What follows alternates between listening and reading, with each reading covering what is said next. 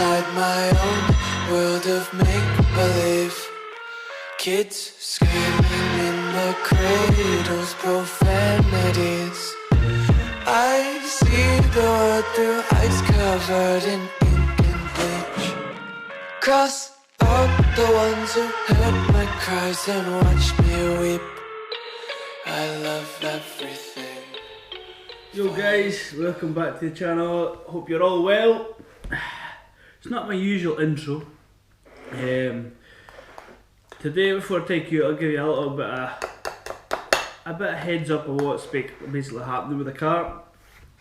So the day after, it's been a few days now since I've put the engine in. The day after the car, I went out for a little look and I noticed the clutch reservoir was empty.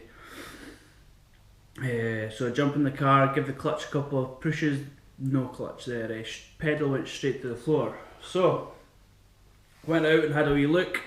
Underneath the engine bay, a massive puddle of brake fluid. So, I filled it back up, pumped up some more, eventually came back, all okay. However, after another hour or so, no fluid in the reservoir, no brake pedal, and there's some more fluid on the floor. So, I think something's happened with the slave cylinder. I don't know what it is yet.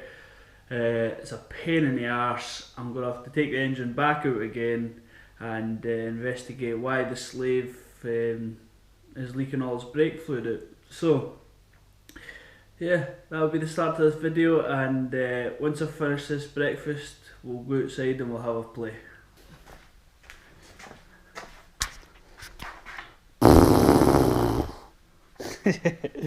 Nah, I'm only joking, it's not that bad. Well, it is, but it's not. So yeah, this is to come back out. Oh yeah, I fit the turbo beanie. You can see the wastegate problems we're going to have here. So I suppose actually taking the engine out, it might be a bit of a blessing in disguise. And yeah, we'll have to take the sleeve off and see what's happening. I have an idea what it could be. Exhibit A. So this is a spare sleeve I have. The bearing on it's a bit sketchy and it's a bit done. However, it's exact same shape, size, and construction. This piece on the back is like a pressed in sort of plug, sort of bung at the back. And when I've made the adapter for the sleeve, I'm sitting on this flange here. There's nothing actually holding this flange on. So I'm actually wondering if one of the reasons it's maybe leaking is because this plug's potentially popped out slightly. And if that plug is popped out, hopefully it's a case of pushing back in again and making a spacer in the back of the adapter to stop this from being pressed out. That would be the best case scenario. However, I don't know, that's just a guess. One pretty neat thing about this though,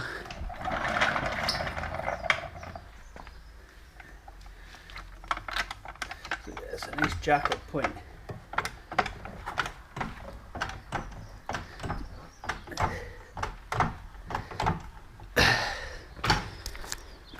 Stick the jacks on there. Sorted. Sometimes I can't tell if my body belongs to me. I love everything. Fire spreading all around my room. My world's so bright, it's hard to breathe, but that's alright. Hush.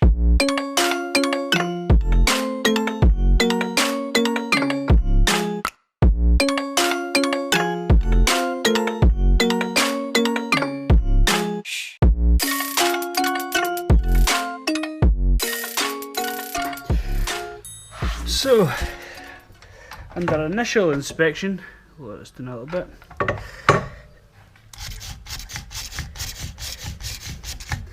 That doesn't sound good.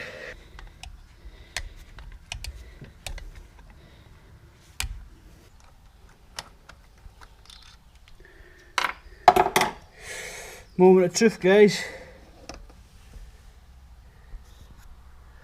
Oh, look at that. Has popped out the back. Thank fuck. Well, not thank fuck. It was my idea, but I was hoping it was that rather than an actual rubber seal. So, as you can see, this here is pressed in and flush. With this one here, you see that? It's popped up.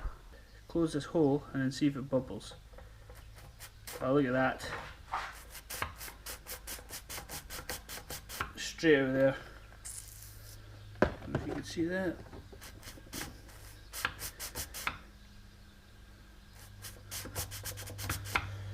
Yep, so that's the issue.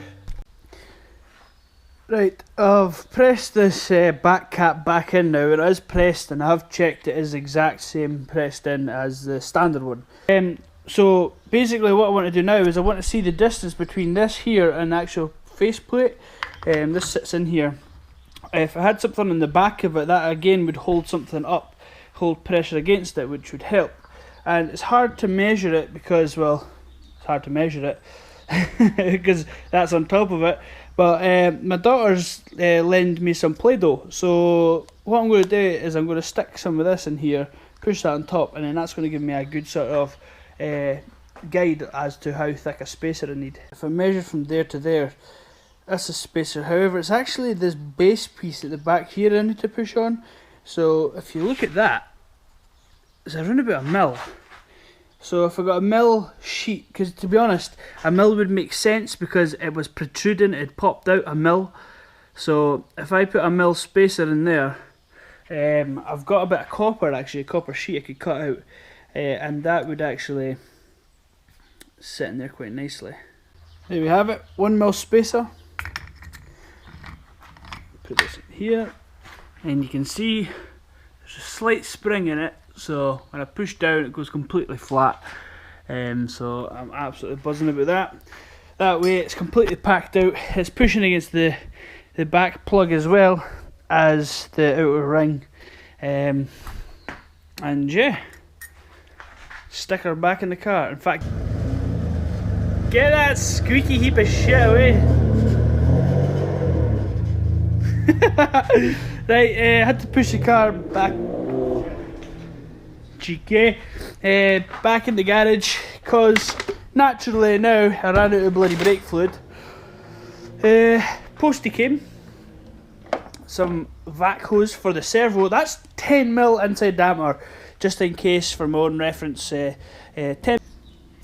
Okay, so for bleeding it, I basically have a pot noodle cup with some brake fluid in it. Dip the pipe inside it. Just put a bit of silica in there just now for bleeding it. Then I'm going to compress that. When it compresses, all the air bubbles will blow into the tub. When I release that, it'll soak in fluid, and I'll do it a few times just to try and get all the air out of the actual slave. Pushed in, released. Pushed in,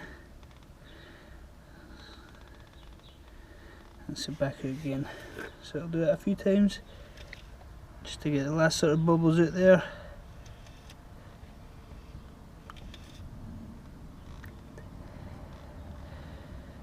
In,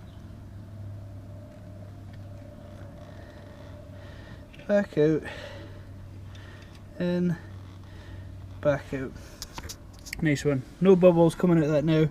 That means that's full fluid, and when the engine actually goes in, it'll push this back. When that pushes back, the fluid will travel up through here, through this T-piece and back up here slightly.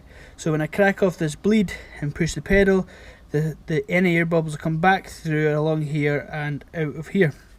And that's how to bleed this clutch system. Right guys, it's time. I've welded a bolt onto that. That fit in there, again from my own sort of knowledge, is M20 by 1, which is a hell of a fine thread for the size. So basically cut the pipe off and then tigged on a wheel bolt just to give me that 17 mil. I got that nice and tight. It's for the downpipe, the clearance. So that pipe there is blank. Then I'll maybe take it off here for the matrix, which is no problem. I need to get another one of these sensors. I'll probably hit up Ben Powell again. I think it's R&D cars or RD cars. He breaks these, so I can pick one of them up. He'll send it up to me, no problem at all. So yeah, now I'm going to stick the engine inside here. I've given this a bit of a clean and a dry. I've greased up the splines on the input shaft as well, and going to stick the engine in now. Whew! That is a genuine pain in the ass to do on your own. So, engine's back in. I suppose I'm going to have to try and bleed the clutch.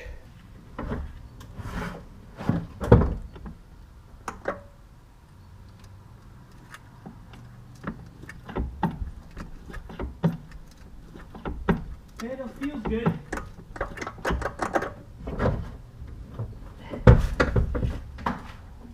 Pedal feels really good.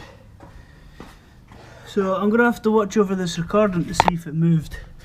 Hope it does. Well, I've looked over the recording and I am a very, very, very happy boy. Thank goodness that was an easy fix. It was an easy fix, but it was a pain in the arse taking this thing back out, sticking it back in.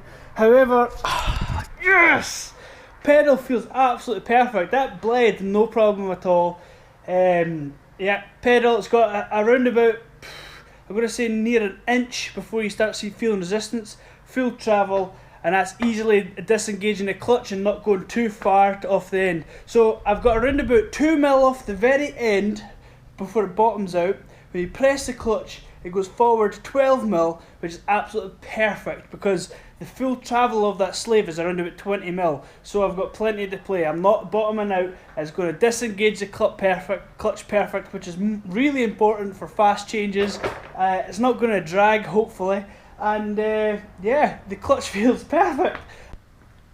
So yeah guys, that's going to be it for this episode, this sort of part. I think part 13, 14, 15 something now. So yeah, and you've made it this far, so you've obviously been interested to see if I could fix it or not.